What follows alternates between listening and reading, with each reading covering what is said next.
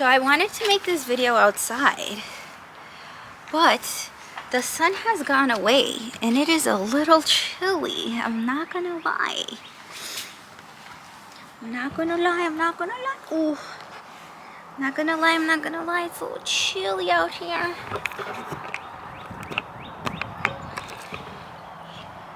Okay.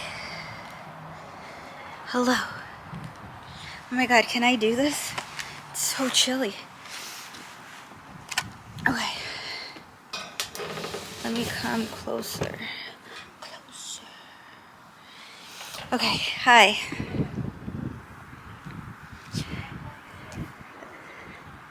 Hello. It's Anna Costa. Welcome back to my channel, or welcome to my channel if you're new here. I just wanted to talk to you guys since I've officially lost, I haven't lost all the weight. I'm trying to get comfortable, I'm sorry. I haven't lost all the weight that I want to lose. I still have, I think, 12 pounds. Hold on. Nope, not the phone, not the clock. 152 minus 140. Yes, 12 pounds. I still have 12 pounds to lose, but I've lost 85 pounds, and before my goal was to get to 155, and I'm currently 152, so I think this is a good time to do this video. If you see my leg hair, just ignore that. Am I bruised over here too? What the fuck do I be doing? I have a bruise on this side too. My friend says it's the stirrups at work, because my doctor likes to have them out so she doesn't have to pull them out every time. And I be banging into those shits like all the time. So I'm gonna tell you guys how I did it basically. So there's Ozempic, which is semaglutide, and another one, I think it's Wegovy, is also semaglutide. Don't quote me on that, but they're semaglutides, right? I tried a semaglutide before I tried Ozempic. It was so bad. I was on the lowest dose and I was dry heaving and throwing up bile because there was nothing in my stomach to throw up. Yes, it was doing what it was supposed to do with my appetite, but I was so incredibly sick. It was like terrible. So then I stopped it. I tried it twice, and both times it was just a no. And it was, again, the smallest dose ever. So I was like, this is not for me. So then I heard about tirzepatide, and that's Zepbound and another one. There's two of them, but Zepbound. I can't get them covered by insurance, so I had to get the compound. So like through a third party website, I guess you could say. There's many websites out there that you can get compounded tirzepatide. Just make sure it's a legitimate site, and if you're not feeling the effects, then it's definitely fake, because you should be feeling something. No matter what dose you're at, you should be feeling something. And I'm going to explain a little bit. So there's this peptide called retatrutide. So basically, okay, let me look this up so I can be super uber informational to you guys. Hold on. Tirzepatide versus retatrutide.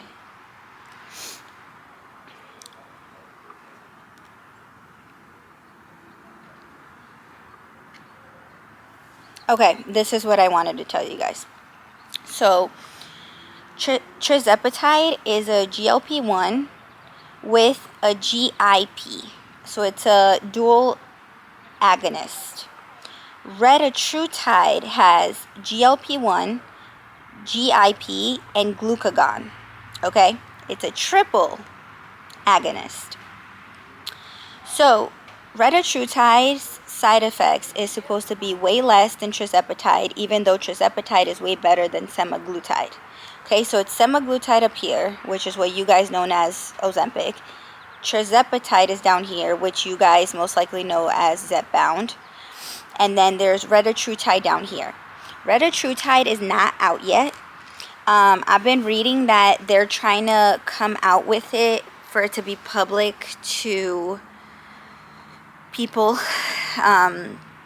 people who are not scared, that aren't me, who I'm a drug advocate. Like, if there's a drug out there that's going to help me get to whatever goal I need to get to, I'm going to try it. I'm sorry, I am. So retatrutide, they think it's going to be out, they said 2026 or 2027. We don't know yet because not a lot of people know that it exists. But I follow a lot of bodybuilders because those are the people I take my advice from, because they actually have the body that I would want. So I take advice from people who look like they know what they're talking about. And I know that sounds crazy because it's like some people are like, well, they might have a lot of knowledge, but they don't look like that. Well, I want you to practice what you teach. Sorry, not sorry. Like, and that's exactly why when I was bigger, I felt like I had nothing good to say because, and can I say it's true? People don't really listen to you when you don't look the part because they're like, what is this bitch talking about? She's fat. And I do the same thing to other people. So I think it's a fair judgment because it's like, if you know all this, why are you fat? For example, I was fat because I have binge eating disorder when I'm depressed. Like, I'll literally eat 2 dinners, 2 lunches, 2 breakfasts. Like, it's bad, like really bad binge eating. And I don't throw up after. I don't try to exercise after because I know there's also people who try to like kind of make up for it by like over exercising or like throwing up or like pooping it out, like taking laxatives. I'm not like that. I just binge and I get fat and I'm like, it is what it is, because that's how bad my depression is. Like, I can't even get out of bed, so what do you mean? Like, I don't even want to get out of bed to shit this food out. Like, that's how bad my depression is all the time when I do get depressed. So binge eating only happens for me when I'm depressed. So if I have any negative down feelings, if I'm anxious, I don't eat. I actually think anxiety, I have anxiety, but I kind of flip it in my brain as like I trick myself into it being something good. It's like, oh, I'm not anxious, I'm excited. I'm just super excited. Like, let's go do this. Like, I flip that like nervousness into excitement. And I know people with true anxiety disorders can't do that. Again, like how people who don't truly have depression can just look at you and be like, just go to the gym, just get outside, just eat healthier, it's gonna make you feel better. When you're truly have a mental health disorder and it's major and it's chronic, those little things don't work. And that's why I'm saying my advice for people with actually anxiety is not going to work, because I don't have an anxiety problem. I get anxiety because I'm a human, just like everyone. Everyone gets depressed from time to time because everyone's a human. But it's not a major illness. It's not a chronic illness. So I want everybody to just calm the fuck down with the mislabeling of things like, oh, I need medication because my boyfriend dumped me. No, you don't, bitch. You don't. You need to just take the advice you told me when I wanted to kill myself, because that was serious. This is not serious. Go outside, go to the gym, read a book. That's what you should be doing to get over it. Anyway, let me not start talking shit about people who are not educated and mental health issues, because I can go about this forever. So anyway, the biggest I got was 237 pounds. And I was that in the beginning of August. So before July, the end of July, beginning of August, before I started my weight loss journey. So something clicked in my brain. You know what it was? Okay. So in the beginning of the year, I know this is so annoying, but my weight loss journey always has to do with my mental health journey. So I had religious psychosis in the beginning of 2025, and God told me to get off all of my medications, all of them. Anything that was prescription, he was like, stop taking it. So I stopped taking my 2 psychiatric meds, and I stopped taking my birth control. First of all, my birth control was helping my PMDD, which is low-key your hormones and your mental kind of combining with each other to cause chaos, okay? And then the 2 medications I was on was to keep me stable, and I was just like, fuck this, I'm done. So what happened was I had like a manic episode with religious psychosis in one. So I was like super happy. I thought I was on top of the world. I was spending money like it's no one's business. I wanted to fuck everything that moved. I was impulsive as fuck. And in my whole life, because so my symptoms started when I was 17. Since I'm 29 now. For this whole 12 years, okay, let's not talk about how I am now. So for this whole time, I was never stable, ever. Let's say for 10 years. I was never ever stable. I only knew extreme lows and extreme highs. So to me, like, I had to talk to my psychiatrist the other day because I'm like, I don't know if I'm depressed or I don't know if I'm just stable. I don't know what's going on. And she told me, like, obviously we talked in depth, and she's like, you're finally stable. And I'm like, okay, so this is what stable feels like, because I had no idea. I even told her, I was like, and I'm not like majorly depressed. It's like I'm either mildly depressed or I'm stable. And she goes, girl, I just think you're a lazy, sleepy girl. Like, that's just who you are. Because I was telling her, I was like, she was like, why do you think you're mildly depressed? And I'm like, because I like to sleep. Like, I could sleep all the time. Like, I just love to sleep. I love to be at home in my bed. And she was like, okay, but what about this? What about that? Like, she went in depth and asked me a bunch of questions. I'm like, no, everything else is fine. She's like, do you have motivation to go to work? I'm like, yes. Do you have motivation to go to the gym? I'm like, yes, I've been going. Do things make you excited in life? I'm like, yes, my future makes me so excited. I'm always planning about it in my head and dreaming and daydreaming. And I was like, and that stuff I've only done when I was manic. And she was like, yeah, I just think this is just your personality. She's like, you're just a girl who's chill. You're just a chill girl. And can I say, I wasn't a party animal until my symptoms of bipolar started at 17. If you know me from high school, like before sophomore year, because I unfortunately started getting my symptoms as soon as I got my first boyfriend. But before that, you would not see me at parties. I was a loner. I would have 1 or 2 friends, or I would sit alone at lunch. I really did not care. I would go to the library.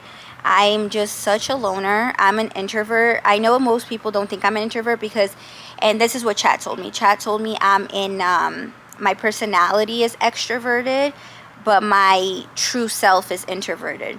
So it's like, as soon as you talk to me, I'm an extrovert. Like, I'm a yapper, you know what I'm saying? But like, my true self is like, I don't want to go where there's a bunch of people. I actually have social anxiety. I don't want to go where there's a bunch of people. Again, it gives me anxiety, and not the one I can switch into excitement. Like, I'll literally flip the shit. Like, I'm at a party. If I'm sober, and this is why I was drinking so much during all this time, I'm going to get to everything. So if I'm sober and I go to a party, I'm quiet. So like, my normal personality is gone because I'm a yapper.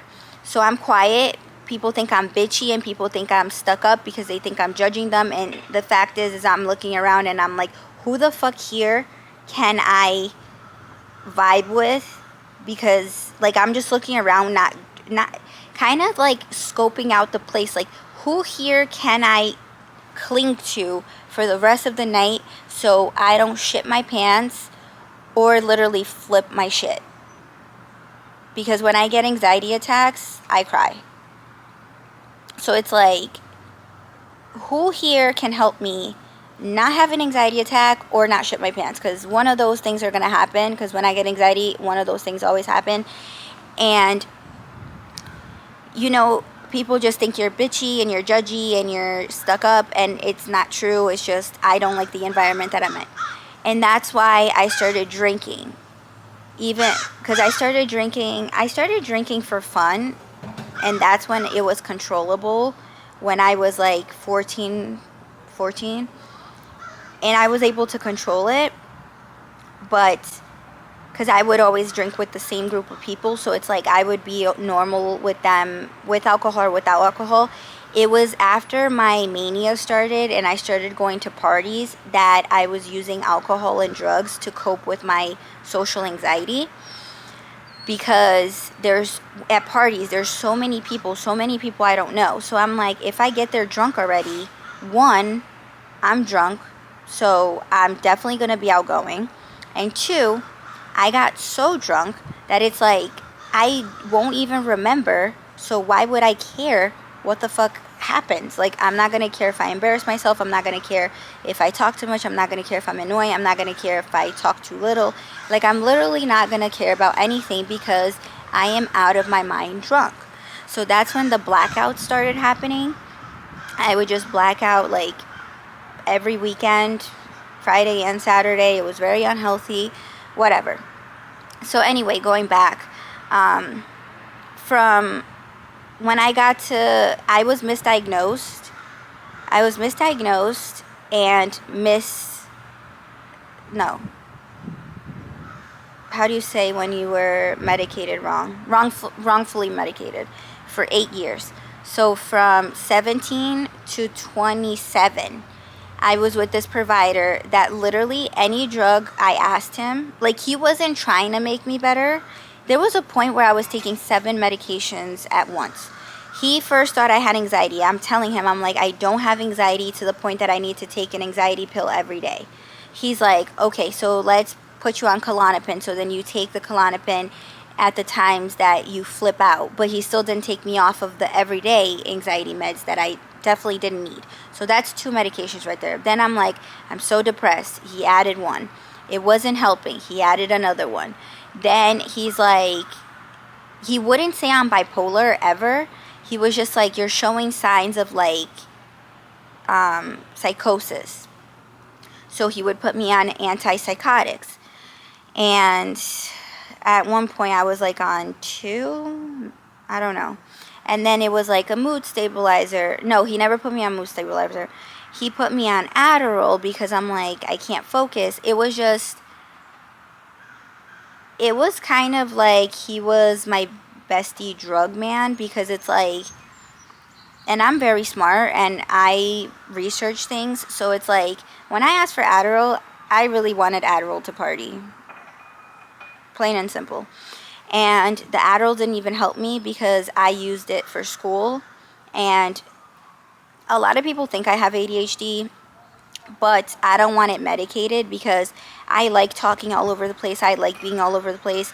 Just let me be who I am. Like, I don't need, yes, it's hard to like focus on one thing. Like, even when I'm watching TV, I have to be on my phone at the same time. Like, but that's okay. That, like, I'm used to that. I've been like this my whole life. Like, I don't think it's needed. And then the Adderall was making me have heart palpitations because after a certain, I think after I turned 25, any stimulants were causing me to have like really bad heart palpitations. Not the ones before, because the ones before was just like your heart was racing and I'm like, okay, like fat burners, anything like that. Like my 2 weight loss before, I used Phetermine, which is a weight loss drug, and it's a stimulant. And this time around, I tried and I couldn't. Ever since I turned 25, 26, stimulants and me do not go together. Like, it's not just a racing heart. It's like I get really bad anxiety. Like the same anxiety I get when it's social, I get that on the regular when I take these pills, like any stimulant. And then I also, my heart palpitation's really bad that I feel like I'm going to have a heart attack. Like that's how bad it is. And then I don't think it helps that I'm having anxiety on top of it, because then I'm making my heart race even more, etc. So stimulants are just not my thing anymore. Even if they're prescribed, they just don't work for me. So anytime they want to prescribe me stimulants, I'm like, no, I'm good. So yeah. And so I was misdiagnosed, mistreated, wrongfully medicated for 8 years until I was 27. No, that's 10 years. Yeah, that's 10 years. So then when I was 27, my old best friend, she was like, I've had enough, like, you're not okay. I don't think your doctor's doing anything. Something that my mom should have done, but, you know, it's also parents' first time on earth, so I'm not going to hold on to any ill thoughts about my mom for not doing this for me. But my friend did it, thank God, and she was like, you're not okay, you need a second opinion, like your doctor's not doing shit, he just gives you whatever you want, or he's just like, what is he doing? Because we found out that Wellbutrin worked really well for me. Wellbutrin is an antidepressant that worked really well for me, but it gave me seizures. I had 2 grand mal seizures on Wellbutrin. So he took me off of them, and then he put me on them because I was like, I don't know what to do anymore. I am so depressed. And he was like, are you willing to risk getting a seizure? And I said yes, because I'm so depressed.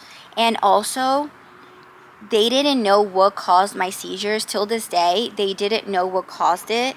So they were just like, the only thing we could think of is that you were the 1 in a million person to get seizures on Wellbutrin. And I was like, okay. Stopped Wellbutrin, stopped getting seizures. Went on Wellbutrin again, got a seizure. This time was only 1, but still, grand mal seizure, the worst one you could get. And yeah, so got off of it, was depressed as fuck. My friend finally intervened. She asked me a bunch of questions. She's like, who do you want to see, someone younger, someone older, male, woman, blah, blah, blah, blah. She found 2 people, and then I saw their pictures, and I was like, I think I'll get along with her. And then she was like, okay, call her right now. I want to see you. I made an appointment with her, and the rest is history. So her name's Alexis. She got me stable when I was 27 years old. She got me off of all of the meds that I was on, given to me by this terrible, terrible doctor that I had for 10 years. And she got me stable. But the problem was I was still best friends with said friend that I'm talking about. And I'm not saying it's her. Maybe she's changed. I haven't talked to her in God knows how long. I don't keep track. But the only thing we would do is drink. And I think that might be because I started off my friendship with her drinking. So I think we had more fun when we were drunk. So I think in my head I put this like notion that I needed to drink with her. And I'm putting that on myself. Like, it might have been me, because I was the one who was always like, let's go to Bar Taco, let's go to Bar Taco. Because that was the only thing that I would do with her that was fun. I would never go to her house and have fun unless we were drinking. Or the people that she brought around me. It's like, it was just, first of all, one of the girls was like judgmental as hell. The other one was like semi-judgmental, but like very, how do you say it, like nothing stayed with her. So it's like, you know what, I just want to get drunk around these people. Like, these people make me uncomfortable, and I just want to get drunk. So the whole time I was 27, I was still drinking and doing drugs. A lot of people don't know that I did drugs because I don't think it's anybody's business. Especially people who judge people who do drugs. Why would I tell you that I'm doing drugs if you hate people who do drugs? I will just do it secretly in the bathroom and nobody will know about it, and it's fine. Now, the people who like to do drugs and were my type of people, we would be doing it together openly and honestly together. And it was a good time. Oh, my butt. Hold on. Oof. My butt is so bony. I sat on my mom and I asked her, I was like, is my butt? And she goes, bony? Yes. And I was like, yes, bitch, we're here. Skinny mini, what's up? So anyway, so I was stable when I was 27, but because I wasn't letting go of the drinking and the drugs, I don't think I was as stable as I could be. So then 28 was last year, 2025, when I went crazy. And I think I went crazy because of all the drugs and drinking that I was doing, because drinking always affects my bipolar swings. So if I drink, I either would go into a manic episode or a depressive episode, usually a depressive episode, and that just, it is what it is. So how can you be stable? I was taking the right medications, but it's like, it wasn't like as crazy. The dips weren't as crazy because I was taking the right medications. But when you're alternating your mind with drugs, I think alcohol is a drug too because it's mind altering. If you're altering your mind with mind altering substances, I think it's not going to end well, right? So I went crazy, had religious psychosis. I've never had psychosis before where I was like out of my body, like hearing things and all of this stuff. Like, I actually had that once when I was, how old was I? I was 19 or 20. I was 19 to 22. It was when I was working at Balducci's. I remember it because it was literally at Balducci's where I was having it. I kept hearing someone call me, and I would turn around, no one would be there, and then I would see a man, and he was like walking towards me, but he was just like a black figure. And I'm like, are you the one calling me? And I'm like thinking this is okay. Like, this man has no face. He's all black. And I'm here talking to it. Like, are you the one who was calling my name? And then he wouldn't speak. And then I would keep hearing my name again. And no one would be there. And then I would see this man. And I'm like, what the fuck is going on? But that was the last time that ever happened to me. And then in 2025, the end of 2024, I got religious psychosis. Well, yeah. No, the beginning, yeah. Because I was having this for like from the end of December to March. And then March was the month I was like out, like I was taking no meds. I literally went crazy.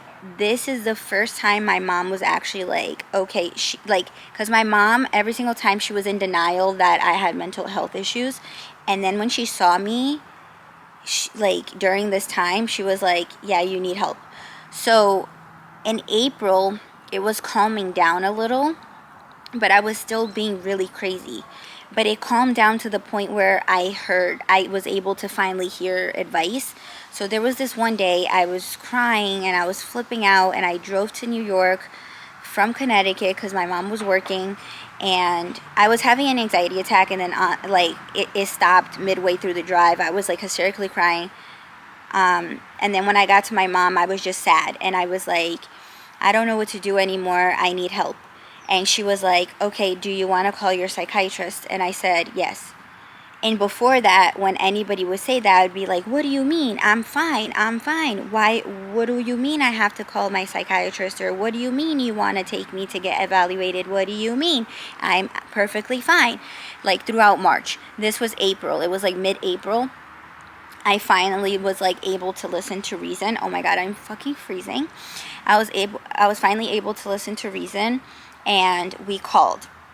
So when we called, my old psychiatrist left their practice. So this is when everything went downhill.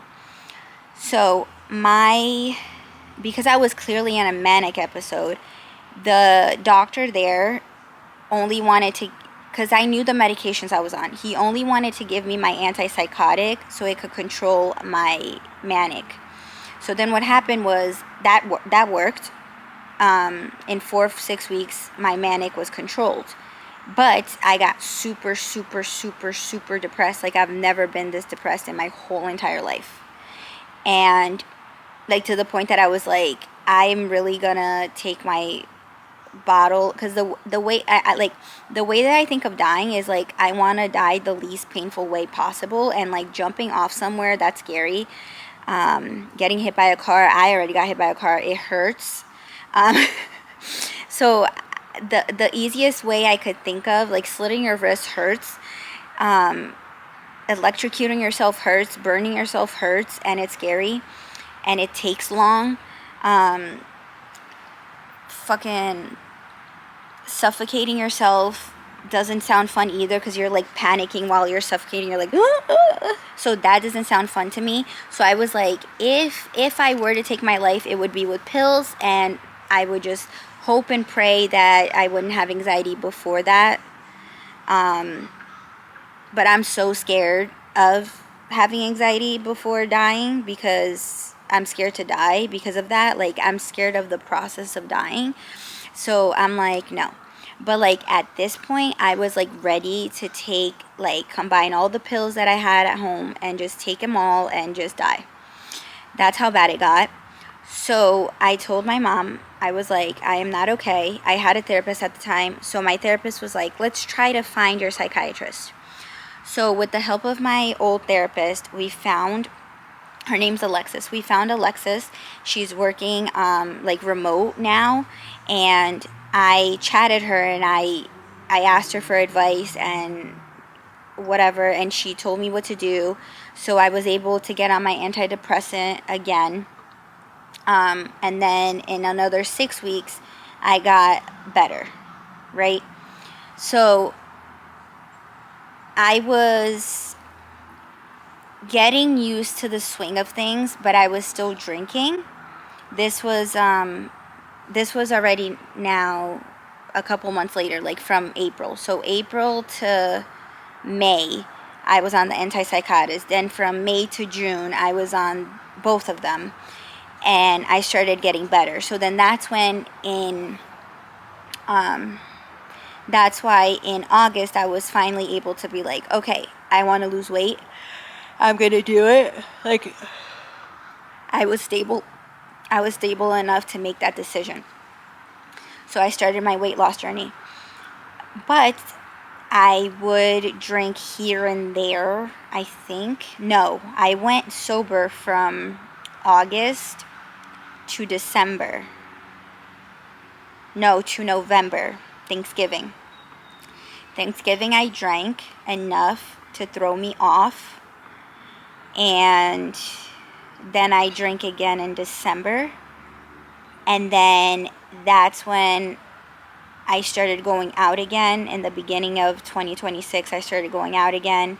And I think I only went out for like a month or two. No, I went out for like a month. I was going to the bar for a month and doing drugs. And then February, I drank twice with the guys I was hanging out with and did drugs. And then it stopped. So from January to February, it was only 3, 4, 5. It was only 5 like occurrences where I got fucked up and did drugs. Thank God. But that threw me all off. Okay. So I'm seeing Alexis again, and I'm like, I'm finally with Alexis again, and I'm like, I don't know what's going on. And then, no, I finally saw her, because before she gave me advice on like how to get back on track, and I did, but I didn't want to pay out of pocket for her. So I found another psychiatrist that took my insurance, and she was telling me that I can drink. So I was like, I can drink, Mom, I can drink. Because people who like to drink hearing that they can drink, they're gonna fucking drink. And that was me. She's telling me I can drink, so I'm a fucking drink. She probably meant I could drink 1 or 2 glasses, but that's not what I'm gonna do. I don't have that self-control around alcohol or drugs. Like, if you tell me I can drink, I'm gonna drink. And if I drink, I'm gonna want drugs. It just is what it is. So I finally had an appointment with Alexis. I told her everything, and I was like, I think I met her at the end of February. I was like, I'm going crazy, blah, blah, blah. She was like, so what's going on? And I was like, I want to be honest with you. I didn't feel comfortable being honest with my old psychiatrist. I'm like, I'm doing drugs, I'm drinking. Like, it's escalated to, like, before I would do drugs, like, occasionally, or, like, with the people that would do it with me, and now I'm doing it, like, secretly from people that don't do drugs, but I want to do it anyway, so, like, I'm doing it secretly. And she was like, okay. And I'm like, I'm drinking a lot. She was like, okay, I want you to be sober all of March. March was last month. March was the hardest month of my life in the beginning. The first 2 weeks, I should say. The first 2 weeks were the worst weeks of my life, because every day I'm like, I want to drink. I want to drink. I want to drink. Where's the drugs? Where's the drugs? Where's the drugs? But I did it. And then also, I got in touch with my GYN, because those last months too, my period got regular, and I was having really bad PMDD again. So I decided to go back on birth control again, because birth control has always worked for me to control or to minimize a lot of the PMDD symptoms. I gotta smoke this. I've been talking for 37 minutes. Give me a round of applause. I went a half an hour without smoking.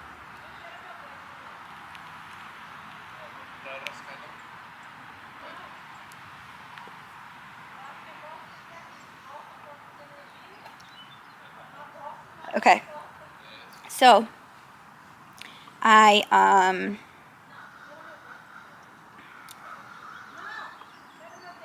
didn't drink. I'm doing good. And then in March, I had 2 drinks because I went on a date, and the guy was making me really uncomfortable. And this is my issue. When I get uncomfortable, I want to drink, because then I pretend. Because when I'm drunk, I'm having so much fun in my own head that I don't care who I'm with. Do you know what I'm saying? So I had 2 drinks, and I swear, it's like the universe. Again, I don't know if you guys remembered, but back in the day, I didn't believe in God. I believe there's like a higher power out there, but I don't believe it's necessarily God, because God has too many rules. And I think the God that I believe, I still call him God. The God that I believe loves you if you're a good person and you have a good heart. I don't think he looks at if you've had premarital sex, and if you know what I'm saying? All these stupid rules, like if you're gay, like I don't think he looks at that. I think he looks at your heart and your person. And whatever, I'm just going to say God. So the God I believe in is not the God that Christians, for example, believe in. Like, it's a completely different person. Like, my God is awesome, and your God's God is terrible because he's punishing you guys and doing all this weird shit and whatever. So, what was my point in saying all that? Okay, so I forgot what I was saying, but there was a point to me explaining the God situation, but I forgot what the fuck I was saying. Is this the ADHD? Tell me. I don't know. This is how I talk. I be losing my train of thought. I'm all over the place. I'll tell you 10 stories within one story, and then the person's like, wait, but how did that story even end? And I'm like, oh my God, I'm so sorry. I told you this, and this, and I still didn't finish telling you the ending of the one I started. So anyway, so I had 2 drinks. I felt like absolute shit. When I got home, I was literally like, why do I feel so shitty? And I think it was because I didn't black out. Because when I black out, I don't remember anything. So I don't remember how shitty I felt. But because I only had 2 drinks and I was only like tipsy, or like I was like more than tipsy, like I was drunk, but not like drunk, you know? So it was just like a realization for me, and I was like, I don't really want to do that. I just want to be around people that I'm not uncomfortable around. Like, why am I hanging out around people I feel uncomfortable around? Like, this is my life. I should be comfortable. I shouldn't have to, like, alter my mind to be around people. Like, this is not normal. Even though it's very much normalized in this society, but I'm like, this is not normal. And that's when I was like, yeah, no. So nothing, I was just a little sad for like a couple days, but nothing more came out of that. It wasn't like a big, it didn't like steer me off track. And now we're in April, and I'm doing so good. And yeah, so up to now, from August to April, wait, hold on. Let me see when I got to, no, let me just do April, because I got to 152 in April. How many months is August through April? I don't want to count. Whatever chat tells me is what it is. So 8 months. So within 8 months, I lost 85 pounds. And now that I'm 85 pounds, I feel comfortable with myself. And this last month, I was also feeling really shitty in March, not because of the depression. This is why I was thinking I was mildly depressed. So I was getting really sick. So I was not eating enough because my dose was so high. It wasn't even that high. I know people who've gone to 10. Like, the highest you can go is 12 on Retta. I was at 8, but 8 destroyed me. And it wasn't even like, okay, so smelling food, thinking of certain foods would make me want to puke. If I ate the slightest bit more than my stomach could take, I puked it all out. I was so nauseous, and then I didn't want to eat, and then I would get really lightheaded and feel like I was going to faint, and shaky, and I couldn't even drink water. Like, it was bad. Like, everything was just making me nauseous and making me want to puke, and I actually puked like so many times in March, and it was just a bad situation. So I was like to my mom, I was like, should I push through and lose these last 12 pounds, or should I just go to a maintenance dose? It's still gonna help at a maintenance dose, and just, eat normally, like a calorie deficit, but eat normally, and just work out like I've done all these other times, like just getting a little help, because that's what Fettermean has done for me. It's like I was still working out, eating, but it would help suppress my appetite enough that I was able to stick to a calorie deficit. So that's kind of what I'm doing with Retta now. I'm on a maintenance dose for me now. Now I'm eating, and I feel so much better, you guys. Like, it's crazy. And I don't want you guys to be scared of Retta because of what happened to me the last month. I was fine on it the whole entire time.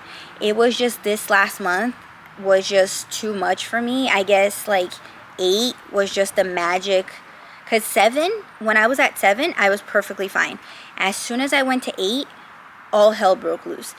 So I don't want you guys to be scared. It's fine. And I knew it was 8 that was making me bad, but I was like, I just want to do it for a month. So I did it for a month. I suffered, and then I had to suffer some more, because until your body gets rid of that, it takes a week for your body to get rid of the last dose. So I felt like shit. Was it last week? Yeah, last week. And now now this week my body's finally like, oh, okay, we're good. Like, we're good. This week was so good. And yeah. So now that's what I'm doing, and that's basically it. So I didn't work out at all. Oh wait, that's a lie. I worked out in the beginning a lot. And you can see on my Instagram too. I worked out in the beginning a lot. I was doing cardio. And then, oh yeah, because it was summer and I was walking with my mom. And then in the winter, I didn't work out at all, except sporadically. Like, I would go, like, literally once or twice in a whole month. I was like, I'm trying to get back into it. And then I would fall off. I'm like, it's too cold. I'm not doing this. And then now I'm, like, finally slowly getting back into it. Like, I went 2 times this week already, and I think I'm going to go tonight. So that would make 3, and then tomorrow is 4. So it's like I'm slowly going back into things. I don't, right now, personally, I don't want to look like a bodybuilder. I mean, I kind of do. You know what it is? I kind of do, but my social anxiety with the gym is so much right now that I need to, like, slowly get back into it.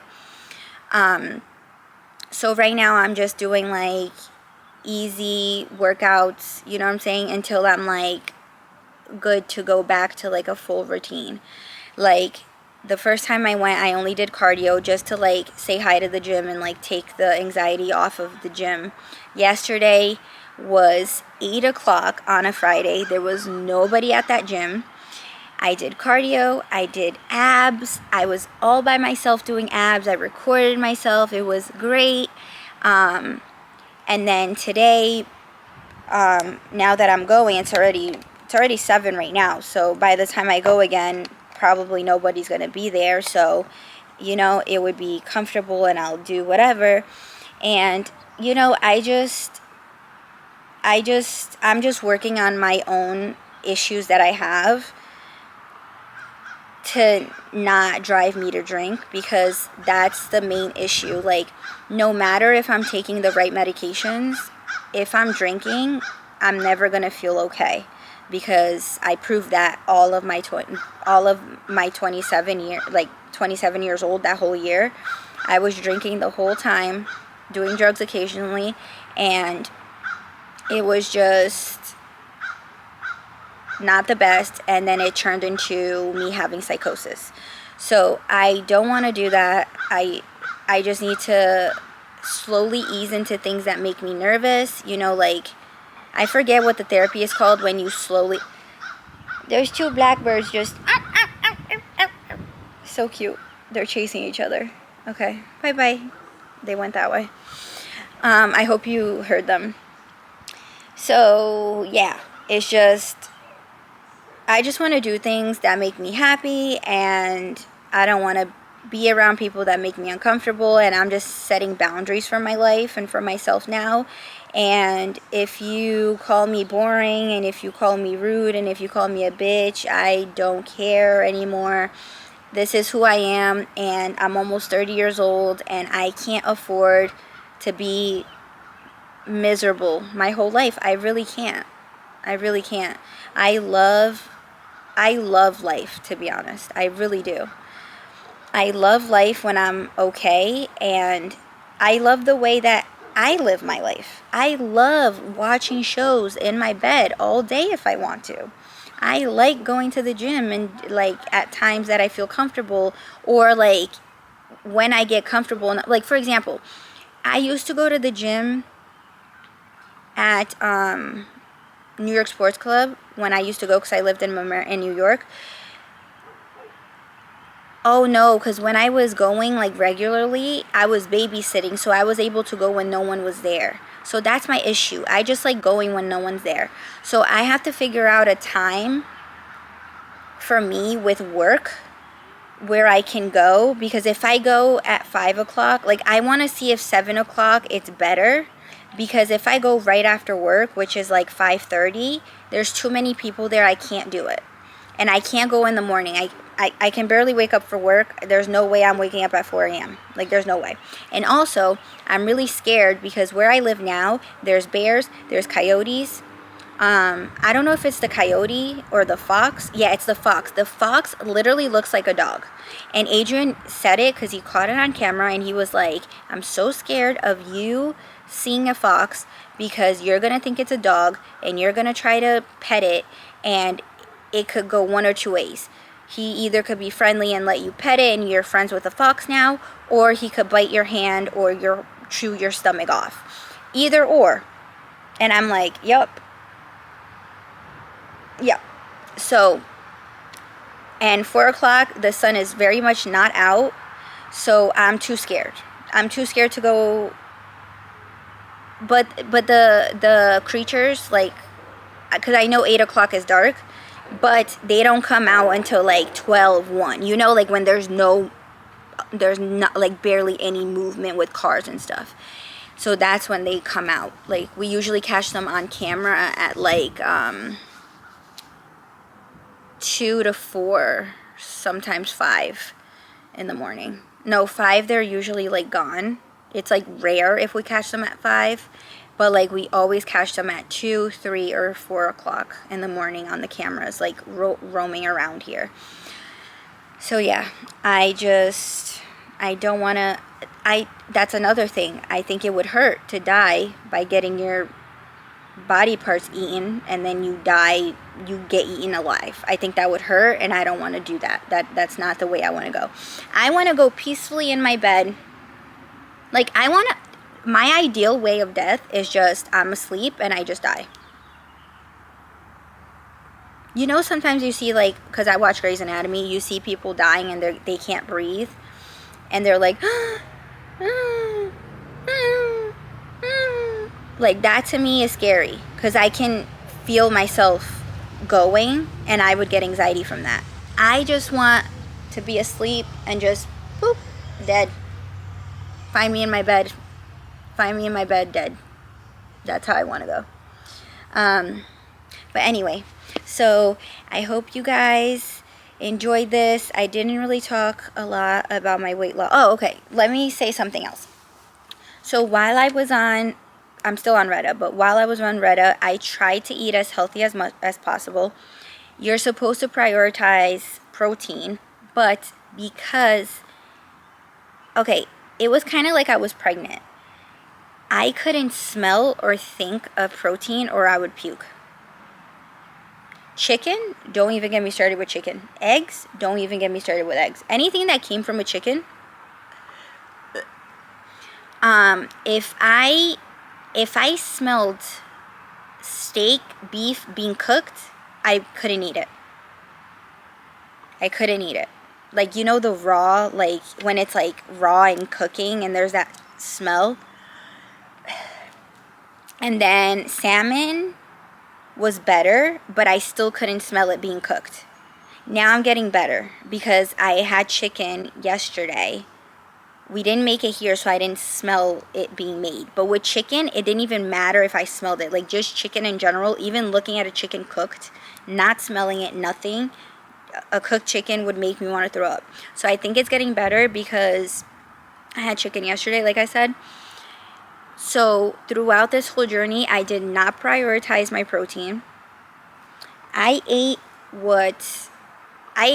I ate a lot of rice and beans. Rice and beans were like my dogs. And then at the end, I was like on a spaghetti kick with beans, of course. And it's like, I didn't push myself. If I didn't want to eat, I didn't want to puke, I ate what I wanted to eat. I know that's like so bad for muscle or whatever, but you know what? I did what I had to do, and it is what it is, and here we are. So you guys can try to force feed yourselves and puke if you want. You have free will, but for me, that's what I did. My whole diet for the past 8 months has been carbs. Carbs. And an occasional piece of salmon. Yep. So, yeah. But now I'm getting way better. I had a protein shake this morning. I had, yesterday I had protein shake, spaghetti with tuna, and then I had chicken broccoli with rice. And then today I made the pasta again. It wasn't spaghetti. I made pasta. I'm going to have it with tuna and I want salmon and white rice for dinner. So I'm slowly getting the ick of protein like out. My mom called me pregnant. She's like, you're a pregnant woman. You can't even smell anything and you run to throw up. And it was all protein. It was all protein. It was all protein. I've been eating eggs again. Last week, I was only able to eat the yolk. We'll see when the egg whites are able to be introduced back. But, yeah. So,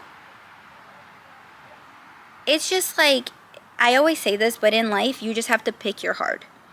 Pick your heart. And you don't have to be perfect. I know I was supposed to have protein, but I didn't. And did I die? No.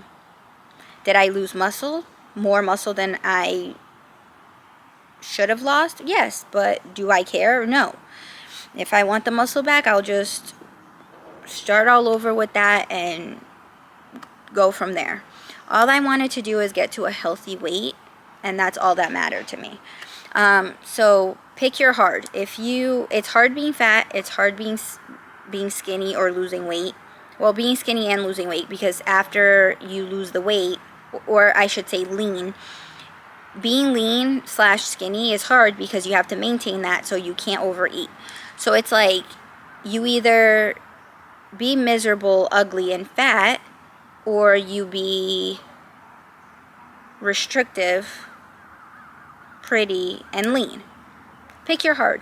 In life, that's what I say. Pick your heart and go from there.